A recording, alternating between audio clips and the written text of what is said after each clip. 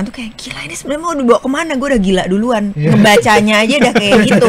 Gue ngebaca aja kayak nggak, ini ibunya jadi tuh istrinya ngapain, ibunya tuh gimana, anaknya terus jadi apa sih ini gitu sih. Interpretasi maling kundang ya kehidupan modern.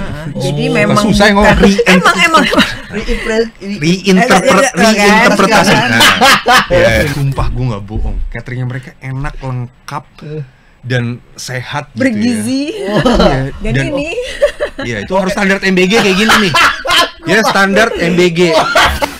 Emang ciri khas maling kundang apa aja dapat istri anak orang kaya. Bokondo. Ya Allah Gusti, beneran lagi. emang dasarnya bokondo.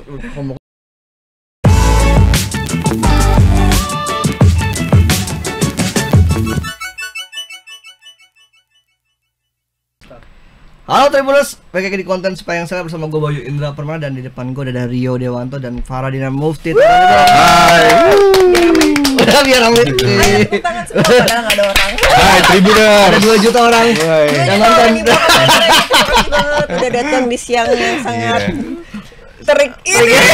Akhirnya bertemu si paling seleb. Keren. Mention lo. Bayu maksudnya. Udah datang nih, udah menyempatkan hadir, asik. Ini banget, tuan rumah banget. Gimana ya? Jadi mereka datang membawa film baru, Legenda Kelam Malin Kundang. Yes. Siapa yang dapat tugas untuk menjelaskan film tentang apa di sini? Bawa Malin? Bawa Malin. Oke.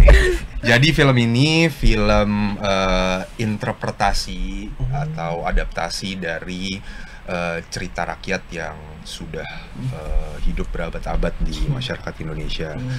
Membuat film yang lebih relevan dengan masyarakat Indonesia sekarang ini, dengan film yang lebih modern, terus dengan pengembangan cerita lainnya gitu.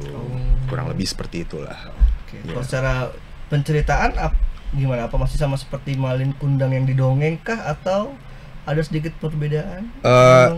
Tidak melupakan juga esensinya kayak durhaka terhadap orang tua. Itu tetap kental, namun dikemasnya itu memang lebih modern, seperti dia diceritakan memang berkeluarga, konfliknya lebih banyak dan lebih relevan aja dengan keadaan sekarang sih gitu. Apalagi isu-isu parenting khususnya di Indonesia itu kan lumayan seperti dilupakan, padahal itu sangat penting gitu. Orang kan kayak menganggap remeh aja, parenting juga paling nanti kita belajar berjalannya aja. Cuma kan sebenarnya tidak begitu gitu. Lebih relate aja sih sebenarnya ceritanya. Seberapa kelam kan, karena Legenda Kelam. Wah, kelam banget. Soalnya di trailer gambarnya warnanya emang gelap banget ya, kayak kelam banget sepanjang trailer. Apakah filmnya akan sekelam itu? Kelam tapi syarat makna juga. Maksudnya ada isu yang diangkat, salah satunya kayak trauma antar generasi, itu menjadi salah satu isu besar gitu. Ya kemudian yang Farah bilang bahwa ada isu tentang parenting juga di situ. Kemudian setiap karakternya itu punya peran yang sangat berpengaruh terhadap jalannya cerita. Kayak peran yang Farah jalanin sebagai istri. Kenapa sih istrinya Malin Kundang ketika ibunya datang, terus kemudian dia bisa nggak tahu juga ibunya. Itu nanti dijelasin juga gitu. Ada cerita kayak apa nih sebenarnya sampai kok dia sampai nggak tahu gitu. Ditambah lagi dengan Malin Kundang di sini udah punya anak gitu. Ada mertuanya gitu. Jadi banyak lah kompleks ceritanya. Tapi secara penokohan kan kalau yang diketahuin di dongeng kan Malinnya lupa sama ibunya, kemudian istrinya tuh yang dalam tanda kutip juga nggak bisa menerima kondisi masa lalu Malin. Apakah di filmnya juga seperti itu atau? Nah, aja. Langsung Legenda Kelam Malin Kundang mulai. Dia pinter nih dia nih. Nice try bro. Ada, mereka masih ada lagi. Alhamdulillah habis makan jadinya udah lebih konsentrasi. Biasa kalau habis makan agak ngantuk. Enggak dong. Kita semangat. Tapi yang menariknya kayak pas gue pertama kali baca tuh, lo kayak ketika semoga aja juga ketika penonton nonton film ini, mereka kayak masuk ke sebuah maze gitu, labirin. Kayak lo jalan ke sini, wah ini ternyata pintu keluarnya, tapi kok belum ya, tapi lo ketemu pintu keluar lagi, di sini nih yang ini, kayak bukan nih. Jadi lo bener-bener kayak bukan hanya sekedar puzzle, tapi lo ketika mengikuti ceritanya tuh banyak banget teka-teki nebak-nebak. Iya, gitu. Berarti penonton juga akan diajak nebak-nebak. Banget. Itu adalah salah satu apa ya, cerita yang pasti dibuat dari Kamensi. Ya. Oh. Ya kan? Ini kan salah satunya juga yang ditulis oleh Joko Anwar selain sama Rafki direkturnya juga dan ada Mbak Alin juga. Abang juga nulis. Jadi kan ya dia tahu lah jalannya itu akan dibuat bagaimana. Akan banyak teka-teki berarti ya. Akan banyak teka-teki. Nah, itu kan kemarin nonton trailernya terus jadi komen. Ini netizen udah pada ini nih pada so tau nih. Bener, suka banget gue. Ngebaca nih. Bener. Lah kok udah spoiler ini udah ketebak ending lah. Kok bisa dia nebak endingnya? Anda ngikut sebelah Bang Jokan. Bang Jokan.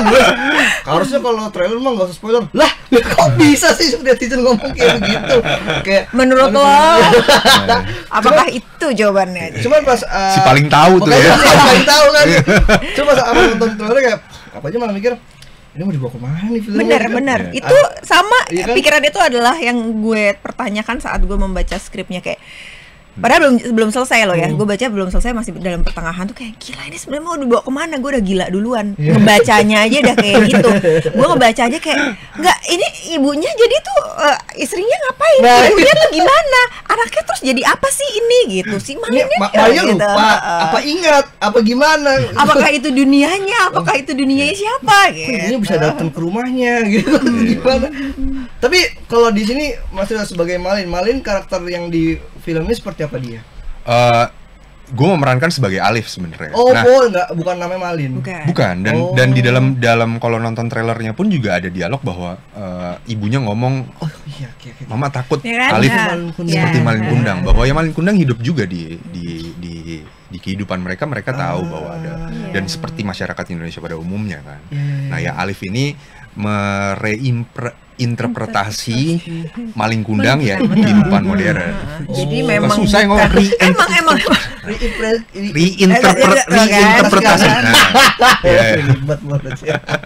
Oh, jadi dia seakan-akan jadi representasi buat di modernnya ini ya. modernnya itu. Jadi emang bukan seolah-olah kita cuma ngambil ceritanya Malin Kundang terus difilmin aja gitu dengan masa kini nggak gitu. Tapi memang ceritanya ini itu dia gue selalu tertarik untuk membicarakan tentang bagaimana mereka bertiga ini mengolah cerita ini menjadi apa ya bentuk Malin Kundang di era modern gitu. Jadi bentuknya bukan Malin Kundangnya di filmin itu bukan itu. Bertiga Jadi, tuh maksudnya penulisnya ada penulisnya Joko Anwar, maksudnya, Rafki bertiga. Hidayat, sama Alin Jaya Suprana. Kalau si Alif sendiri sebagai karakter dia seperti apa? Apakah dia yang apa mungkin arogan ke kasar atau sudah baik-baik aja ya, family man gitu? Nah dia seorang pelukis mikro. Pelukis Ujung batu mikro. ya? Apa sih batu? Yang Iya salah satunya dengan Medianya dengan medianya batu. batu, terus bisa beras. Nah unsur batu itu masih ada juga kan. Maksudnya tetap nggak Lekat ya. dilupakan, lekat gitu. Tapi ya mungkin coba untuk diadaptasikan bahwa ya kan sekarang masyarakat atau anak-anak muda Gen Z tuh pada kritis ya kayak ngelihat batu Malin Kundang, masa sih ada orang dikutuk jadi batu gitu kan. Kayak banyak lah kayak komentar-komentar ketika ngeliat batunya di sana, itu cuman bentuknya kayak orang karena kena erosi aja atau segala macam gitu. Nah, tapi unsur-unsur seperti itu nggak dilupakan di film ini. Nah, terus kenapa memilih batu sebagai media untuk dia melukis juga ada sebabnya kenapa. Dan sebabnya berhubungan dengan jalannya cerita juga gitu, bahwa ini kan apa namanya, ada isu juga tentang ingatan kan. Jadi konflik tentang ingatan dia dari dia kecil sampai akhirnya besar, yang akhirnya men-trigger jalannya cerita gitu. Oh jadi profesi mikro itu painter. Painter tuh nggak cuma tempelin doang tuh, itu Enggak. Ada sebabnya juga. Gitu. Kalau secara karakter dia sikapnya seperti apa sih Alif ini? Secara karakter, jadi karena suatu hal dia kehilangan beberapa ingatannya dia. Jadi nanti kalau nonton akan dijelaskan, ada penjelasannya. Dan beberapa core memorinya hilang, kemudian ya gara-gara itu akhirnya mulailah dia apa namanya menemukan serpihan cerita. iya, yang akhirnya membuat dia tahu bahwa oh ternyata perjalanan hidup gue seperti ini gitu. Oh oke. Kok Farudina sebagai? Aku mah hanya pendukung Alif. Istrinya, iya istrinya Alif di sini aku berperan sebagai Nadine. Jadi ya Nadine. dia juga apa ya bisa dibilang seorang istri yang bisa sangat menyayangi sama keluarganya. Dia punya keluarga yang sangat harmonis, saling sayang satu sama lain, sampai akhirnya tiba ada suatu kejadian yang membuat itu tadi ingatannya Alif sedikit banyak ada yang hilang. Tuh. Nah, jadi dia jalannya dia bagaimana nih dalam mendukung Alif untuk mengingat kembali semua cerita-cerita hidupnya, karena akhirnya karena kejadian itu jadi banyak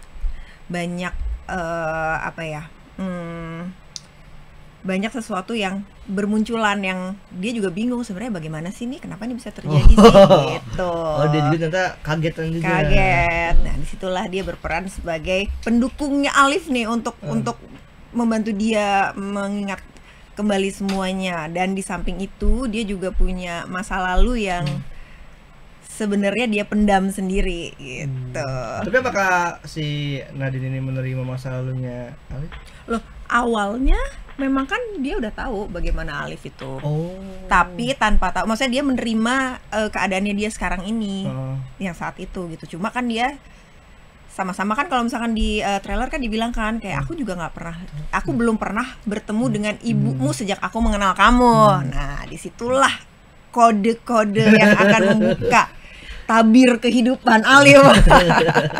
Tapi konfliknya di sini antara Alif sama Nadine atau Alif sama ibu jadi? Nah, di sini tuh sangat kompleks banget sih. Apa semua konflik melibatkan Alif jangan? Ini tuh banyak benang merah kesana kesininya.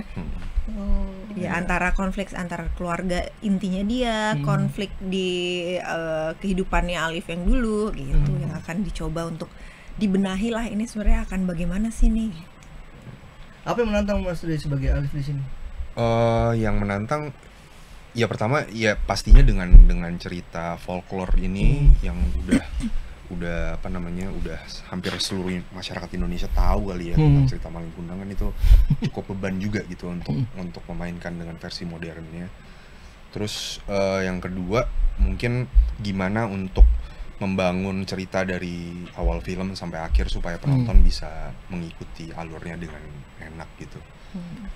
Secara karakter ada yang mungkin berat banget nggak, apa secara emosional si Alif ini juga nguras? Sebenarnya sangat menguras, tapi karena Kamensi Pictures kembali lagi dengan dua sutradara muda ini, Raffi Hidayat dan Kevin Raharjo, mereka treatment ke pemain dan juga ke seluruh krunya tuh bagus banget gitu. Jadi mereka menjaga mood dan juga kesakralan dari set shooting gitu. Jadi ketika kita masuk ke dalam set shooting ya kita udah bener-bener udah menjadi karakter tersebut gitu, dan mereka pun juga udah mempersiapkan itu gitu. Jadi itu sih yang gue merasa meskipun tanggung jawabnya besar, tapi gue disupport sama environment, sama orang-orang juga yang luar biasa gitu.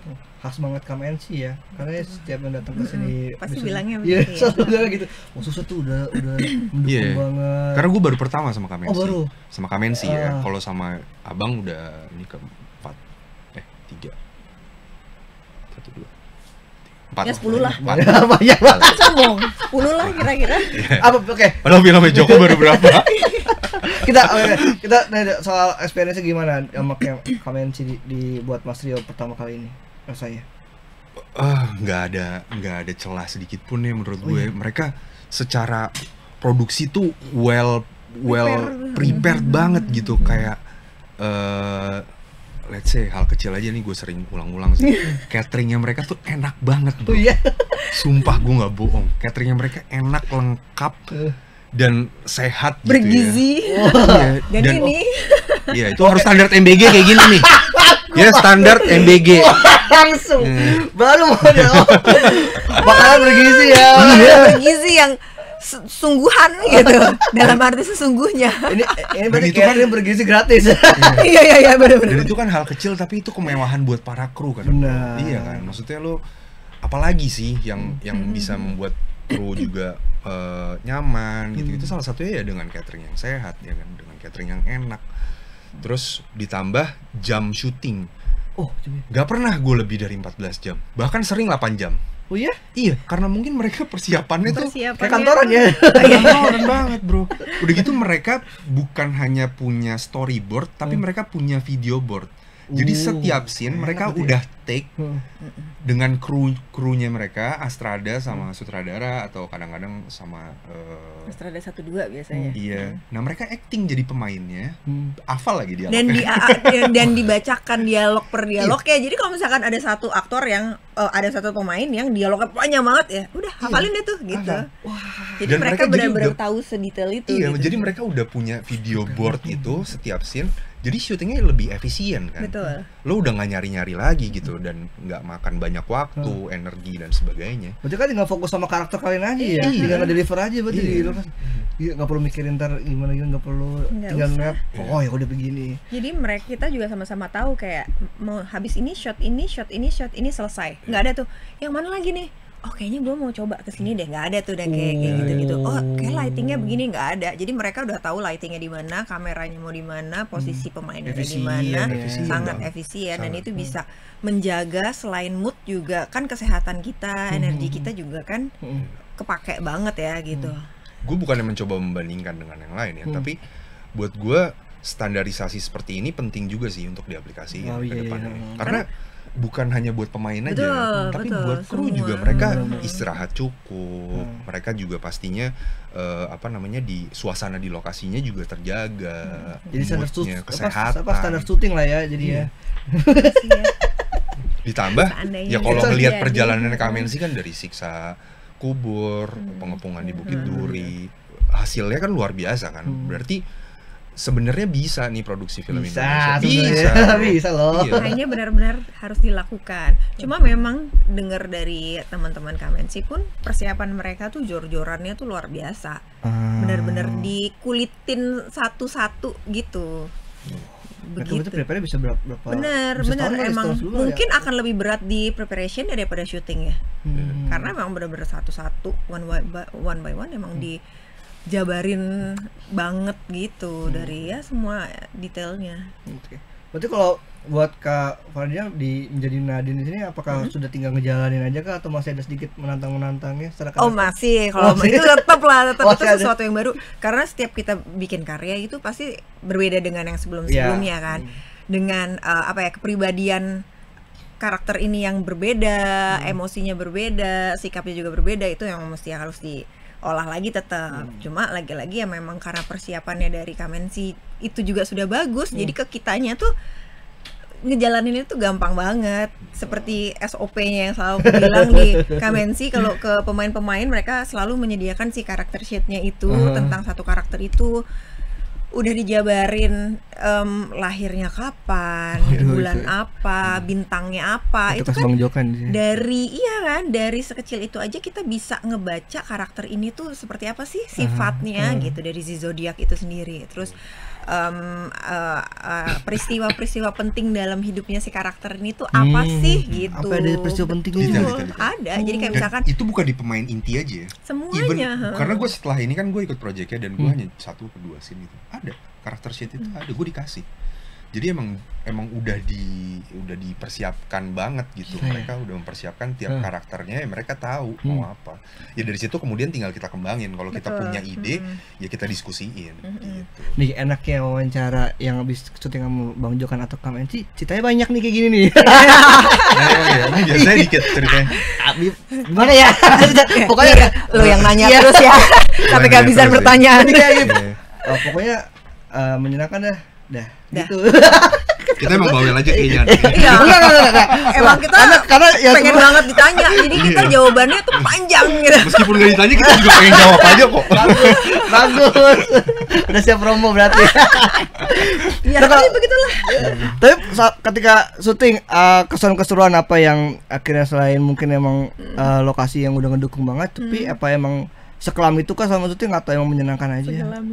Sekelam enggak sih, gak ada kelam-kelam. Oh, enggak ya? Nggak ada kelam-kelamnya karena orang kita bercandaan terus, apalagi Iya. bagian aku sama Rio itu kan bagian keluarga yang Happy family. happy family gitu. Apakah Apalagi happy itu kita punya, tapi? kita gimana ya? Di balik layar sih saya itu Oh, ya. Sepi. Kita main kartu Iya. bareng, main Oh. Ono gitu. Habis itu kita kan punya anak si Jordan itu kan. Jadi setiap kita lagi off gitu, lagi nggak onset, ya udah kita main-main aja, senang-senang aja ya. Iya, ada si Jordan jadi kayak dia main bawa kartu, dia mainan ada aja yang kita mainin tuh. Iya. Ada aja bercandaan Bertiga-tiga gitu. ya? Bertiga. Seru lah. Dan sutradaranya juga ketika serius-serius, ketika bercanda Oh, Ada. iya, ngerti lah ya. Rafki sama Kevin. Kalau Bisa abang manggilnya menempat- Bika-Biki, Bika-biki. biji kanan biji kiri. Oh iya lagi waktu itu di press kan, iya. Tapi yang masih penasaran apakah cerita yang dibawakan di film itu, apakah itu ada sebuah untold story dari Malin Kundang, mungkin yang udah dikulik sama tim ceritanya, atau sebenarnya cuman kayak ya representasi aja. Jadi sebenarnya cerita Malin Kundang tuh di zaman modern juga ada aja loh sebenarnya, mirip-mirip. Kalau itu sih setuju ya, karena kan sebenarnya ya dia itu kayak Malin Kundang sendiri itu kayak sebuah apa ya? Sebuah Fenomena sikap, Oh, iya. sebuah sikap yang memang bisa terjadi kapanpun dan dimanapun, dan banyak kejadian sekarang, ya kan? Iya, Yang iya. emang anaknya tiba-tiba melupakan ibunya. Kalau misalkan kita teman-teman bisa lihat tuh dari promo-promo yang sudah kita lakukan, itu banyak banget berita-berita tentang anak yang menyedihkan sih, Iya sih. anak menelantarkan ibunya, anak tidak mengakui ibunya, itu kan banyak banget. Bahkan sekecil kayak kita sudah dewasa, semakin dewasa kan kita kesibukannya makin banyak ya, hidup terpisah dari orang tua, kita tidak menanyakan kabarnya dia, sedangkan mungkin sebenarnya dia butuh kita, tapi kan lagi-lagi orang tua banyak yang kayak ya udah nggak apa-apa, anak gue mungkin sibuk, gue bisa kok sendiri, kayak gitu-gitu loh. Itu jadi apa ya, membuat Dengernya kita sedih. ya kan, membuat kita berkaca lagi sih sebenarnya apakah kita sudah cukup membahagiakan orang tua kita, sekecil itu aja sebenarnya. Dan Lebih mungkin kayak ya gitu. salah satu tujuan cerita rakyat pada zaman dulu, mungkin ketika cerita-cerita itu muncul adalah ingin menyampaikan pesan kepada anak-anaknya juga gitu. Mungkin secara tidak langsung atau tidak tersirat mereka pengen menyampaikan kayak di Malin Kundang, ya lo jangan durhaka sama orang tua lo, atau misalkan kayak di cerita lainnya pasti punya pesan-pesan itu sebenarnya kan. Nah, ya film ini juga ingin ada message itu pun juga tetap ada gitu. Dan ya seperti tadi kata Farah bahwa banyak ternyata memang Bisa diem nggak? Bisa diem nggak? Bisa diem nggak? ya memang banyak juga kejadian di kehidupan nyata, karena waktu dan orang-orang yang sudah nonton film ini nih juga, gue dari info dari abang karena gue belum nonton ya, kan mereka sempat bikin kayaknya apa sih, forum group discussion FGD Special gitu, screening special gitu. screening. Ketika selesai nonton tuh ada aja katanya yang reaksinya, aduh gue pengen ketemu nyokap ya, gue pengen meluk dia gitu ya. Ada juga yang mungkin, aduh gue pengen ketemu anak gue ya, gue pengen. Jadi penonton ketika keluar dari bioskop mungkin nantinya akan punya Semoga banyak perspektif yang mereka rasakan itu. Di setiap orang mungkin beda-beda. Oke. Apa jangan-jangan di sini Bang Joko mau ngasih tahu kalau mungkin zaman dulu kan Malin Kundang tuh mungkin zaman sekarang masih ada aja anak durhaka. Cuma yang sial aja Malin Kundang yang zaman dulu mungkin dikutuk sedih batu. Mungkin dia pengen ngasih lihat kali.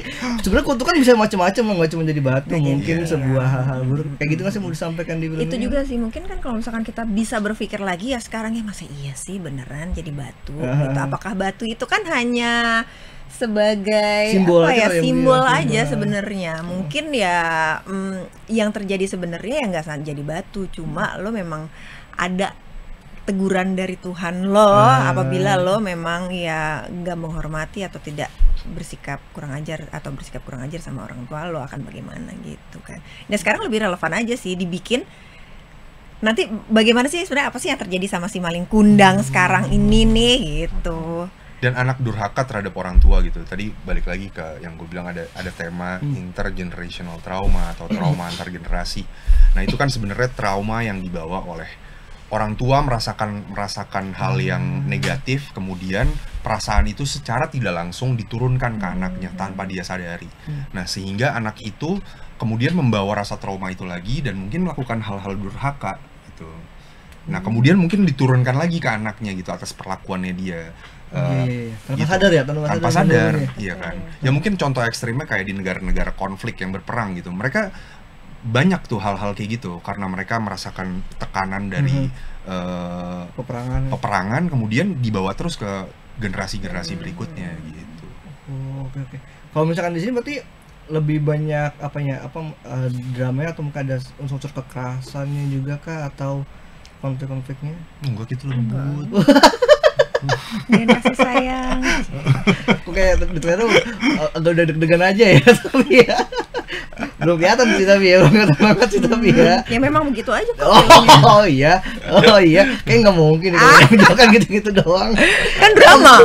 Kan drama ini. Drama aja. Drama loh ya, film ini lah bukan film horor.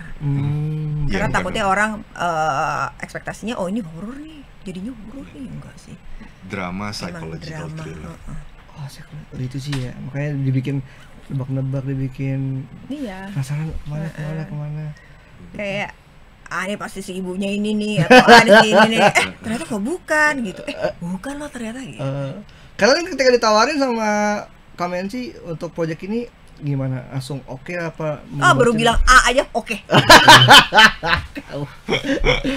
Ada udah beberapa kali ya, apa yang bikin repeat order di sini coba? Repeat order. Ijazah kami ditahan. Ya Allah gitu. Iya, sampai kemarin gue menemukan komen kayak, wah ini kayaknya ijazah Kavara ditahan. Lucu banget. Sampai, Bang, tahan terus Bang. Gua rela. Ya kita di minimart. Gua rela. Apa yang kalau ketika tawaran di sini yang oke banget, nggak nyangka langsung mau ikut kalau buat Kavara ini? Walaupun nggak tahu, ini kalau dari gue ya, walaupun gue nggak tahu ceritanya seperti apa, tapi karena kita sudah banyak mengalami bagaimana sih sistem kerja dan environmentnya di Kamensi, terus semuanya lah. Jadi kayak ya udah, ini membuat kita kangen terus bekerja sama dengan Kamensi. Gitu. Dan seperti yang selalu Bang Joko bilang, Kamensi Pictures tuh selalu menyajikan karya-karya yang selalu level up gitu. Dia tidak pernah membuat karya yang sudah pernah dibikin sebelumnya. Jadi pasti selalu berbeda ceritanya, konsepnya berbeda, twistnya juga akan berbeda gitu. Jadi itulah yang bikin kayak kita selalu penasaran dengan bikin apa lagi nih. Nah, apa yang buat Kavara penasaran di proyek ini? Ini adalah, ya itu dia, kayak mau dibikin bagaimana sih emang si Malin Kundang ini. Dan gue juga pengen ngedobrak Malin Kundang itu bukan karena di akhirnya durhaka dan jadi batu dan udah semuanya selesai, nggak kayak gitu. Ini banyak loh gitu. Dan gue juga pengen kayak lu melihat kesalahan orang tuh nggak boleh dari satu sisinya doang. Lo harus melihat dari sisi yang lainnya. Dirembukin lah, dibicarakan lah bersama-sama gitu loh. Kan karena kita sebenarnya juga nggak tahu sebenarnya dulu Malin Kundang zaman dulu tuh apakah dia bang 100% salah terhadap ibunya, ataukah kita nggak tahu sebenarnya apa yang dilakukan ibunya sampai Malin Kundang berbuat seperti itu. Kan kita nggak ada yang pernah tahu kan gitu. Yang sebenarnya terjadi. Nggak, belum tentu 100% salah. Betul. Siapa tahu lupa ingatan juga yang iya. Siapa tahu dia kejedot waktu pas lagi ini kan merantau, kejedot terus lupa, lu bukan ibu gue. Ternyata emang dia nggak ingat kalau itu ibunya. Kalau Mas Rio gimana ketika tawarin? Kalau gue ketika lo udah punya rasa trust, percaya gitu sama satu orang, atau ya let's say sama teman lo sendiri lah, lo pasti lo akan yakin kan dengan apa yang dia jalanin gitu. Nah begitupun juga yang gue rasain sama Kamensi dan Abang dan teman-teman lainnya gitu yang berada di Kamensi Pictures. Jadi ya nggak ada alasan untuk gue bilang enggak gitu, karena ya dari segi produksi, dari penulisan cerita mereka, dari pendekatan mereka terhadap pemain, dari hasilnya, jadi udah nggak ada rasa kayaknya gue ambil nggak ya, gue terima nggak ya gitu. Malah sebisa mungkin lo calling gue terus dong gitu. Dan satu lagi cerita yang mereka buat itu, maksudnya dari Kamensi ya, siapapun itu penulisnya, mereka tidak pernah membuat pemain itu sia-sia di dalam film tersebut. Pasti dia adalah menjadi kunci, salah satu jawaban dari keseluruhan ceritanya. Pasti begitu, walaupun scene-nya nggak banyak kayak gitu-gitu. Karena itu yang terjadi waktu pas pertama kali gue main di filmnya Bang Joko. Bahkan gue tidak ada dialog sama sekali, tapi gue adalah salah satu kunci kenapa cerita itu ada gitu. Kayak gitu-gitu.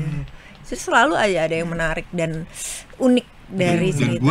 Gue bisa berada di entertainment, kesempatan pertama gue di depan kamera, gue sama Joko Anwar, Pintu Terlarang satu scene. Iya. Ya yang kayak gitu-gitu loh. Jadi emang dulu gue itu film pertama gue casting kemana-mana nggak keterima, terus tiba-tiba dipanggil casting Pintu Terlarang, Joko Anwar, ya siapa yang nggak mau datang kan, gue datang, alhamdulillah keterima. Dan itu pertama kali pengalaman gue di depan kamera selain kamera casting ya. Selain kamera casting. Iya. Tapi sentuhan Bang Joko kan dari dulu kayak gitu ya. Suka banget detail-detailnya atau segala macamnya. Banget. Dan filmnya dia tuh timeless buat gue. Coba lo nonton Pintu Terlarang sekarang. Coba lo nonton Janji Joni sekarang. Dan nggak banyak kan film Indonesia yang timeless kayak gitu menurut gue. Nah itu pastinya kan bisa menjadi film yang timeless. Lo harus ya secara cerita, secara penggarapan, ya itu emang harus bener-bener sangat baik gitu dan detail. Iya. Mungkin pasarnya gimana biar bisa panjang umurnya. Iya. Coba balik ke rumah nonton Janji Joni, pasti lo masih anjing keren nih film. Iya kan? Gitu iya. Berarti kalau di sini treatment yang dikasih Kamensi buat Mas Rio apakah kayak sama sebelum-sebelumnya kan belakangan ini kan banyak yang action, mungkin banyak yang melibatkan fisik, apa di sini lebih banyak ke dramanya dan emosionalnya? Lebih banyak ke drama dan emosional sih. Ya. Lumayan menguras tuh di situ tuh. Oke.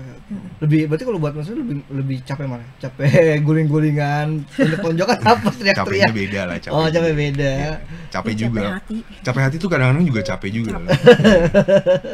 Lo butuh momen untuk menenangkan diri juga gitu. Untuk lo bisa masuk merasakan itu kan juga nggak mudah kan gitu kan.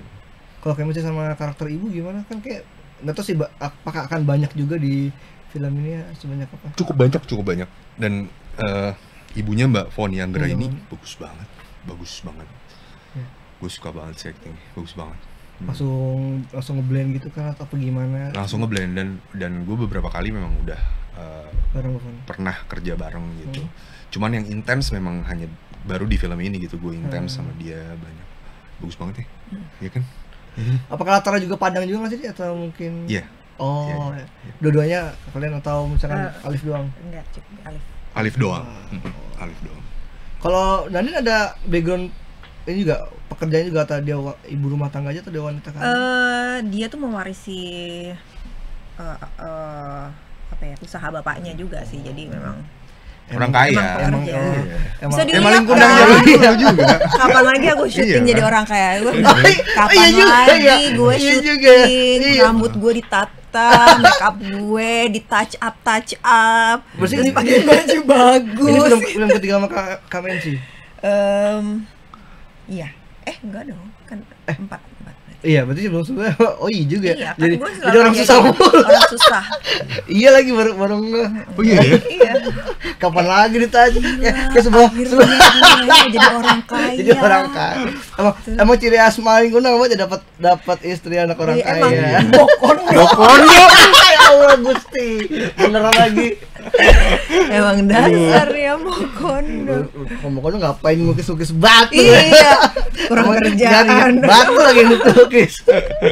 Kalau ini syutingnya full Jakarta atau ada di tempat lain atau? Jakarta dan sekitarnya. Cuma ada set di Sumatera Barat. Set Padang. Siapa kalian? Mas Rio atau yang si Sultan tuh yang kecil? Ya aku juga ada. Masuk sih. Sultan juga ada. Kamu juga ada? Aku lupa lagi ada nggak ya? Aduh. Kalau banyak rahasia mereka. Iyalah. Tapi kalau yang jalan promo kami sih emang susah bocor ya kata ya. Iyalah, kita udah pokoknya awas loh ya. Kita udah disogok. Mereka selalu sadar loh tapi. Berarti emang syutingnya nggak capek kali ya? Itu. Enggak lah. Enggak capek syutingnya. Makannya enak, tidurnya cukup. Nikmat mana yang kau dustakan? Jadi film Legenda Kelamain Kundang kapan tayangnya? 7 November 2025. Oke. Dari Mas Rio sama Kak Farah, kira-kira ketika film nanti tayang, experience apa yang didapat penonton saat nonton film Legenda Klam Malin Kundang? Mas Rio deh. Ya gue berharap sih teman-teman bisa mengikuti ceritanya dan pulang membawa sesuatu gitu ketika selesai menonton. Dan ya pastinya akan melihat, setiap orang akan berbeda-beda perspektifnya untuk melihat film ini, dan membuka ruang diskusi teman-teman ketika selesai menonton gitu. Apakah juga akan mengharu biru karena hubungan ibu dan anak? Ya itu mungkin beda-beda ya. Itu salah satu efeknya sih. Karena pengalaman setiap orang kan pasti beda-beda. Betul. Oke, kalau dari Kak Farah?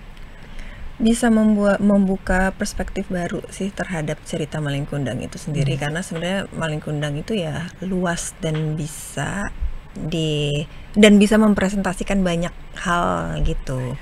Nggak hanya anak aja, nggak hanya ibu aja, tapi bisa juga ke pertemanan.